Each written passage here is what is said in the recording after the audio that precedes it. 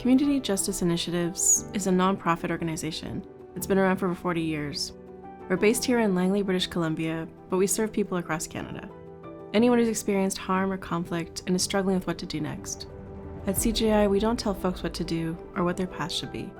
People are the experts in their own lives. Our role is to walk alongside, helping explore their needs and discover what healing and moving forward might look like for them.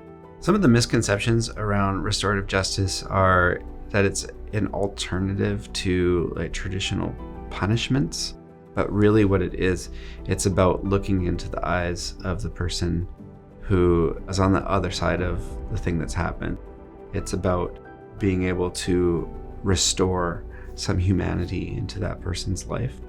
When we think of justice, we usually think of courts, we think of legal proceedings. This is much more less about the process and more about the people, about connecting human to human, and about looking at what can restore someone to a sense of wholeness and peace because they've gone through really tough and difficult things.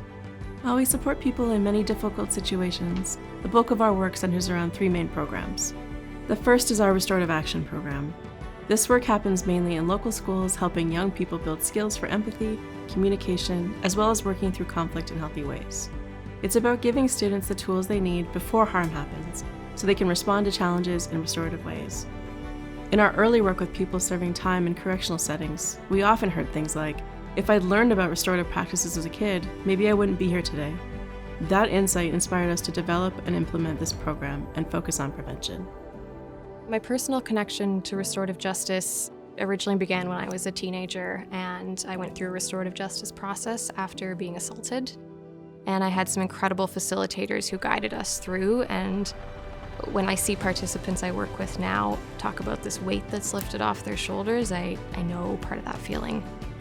So this work really matters to me because I see how young people who go through a restorative process begin to understand and know that there's going to be people who support them if they ask for help. When I see young people participate, it impacts their friend groups, it impacts their families, it impacts the larger community. I can think of a number of youth who, through accessing this program, this was the only thing that worked for them. Our second program is training and consultation, helping individuals, organizations, and communities move beyond the philosophy of restorative justice into the practical, everyday skills. We help people understand how to navigate conflict and shame and increase a sense of inclusion. Through our work, we help them discover restorative ways to address conflict. Our third program we operate is Restorative Opportunities. We connect people who are currently serving federal institutional time with those that they've harmed, as well as their families. The idea is to offer a space where people can hear each other, where important questions can be asked. These conversations can be emotional, filled with curiosities, pain, and fear, but they can also open the door to understanding, safety, and wellness. Through these dialogues, we can build a greater sense of safety and help all involved to find a way forward, as well as a pathway to healing. I was incarcerated for a total of 32 years. If it hadn't have been for CJI, I wouldn't have known where to turn. CJI has given me hope for my future by showing me that I can change it, and by being there for me, and just to show me that I can be a better person and that I can contribute.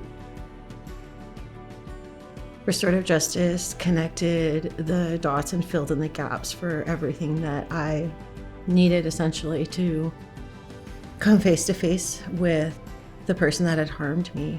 I have been able to ask questions and get answers that I never thought that I would get answers to. I've been able to self-reflect places in myself that I've grown into that's allowed space for me to come at the things that have happened to me from a place of love and compassion for both myself and the other person. I have a really hopeful future knowing that I don't have to hate the people that hurt me, and restorative justice has really helped a lot with that. After more than 40 years of this work, we've witnessed so many stories of healing and growth. What truly makes them successful are the people themselves and the trust we build together. We meet people where they're at and help create processes built around their unique needs. What makes CJI innovative to me is that we've always been both dreamers and renegades, always trying to break down barriers and start new conversations. In fact, many of our programs are the first of their kind. I've seen people who've survived tragic events, both those who've caused harm and those who've lived through it, discover a new surface area in the scar tissue, growth in the parts of themselves they never thought possible. That's the power of restorative justice. There's limitless possibilities of what this work can do.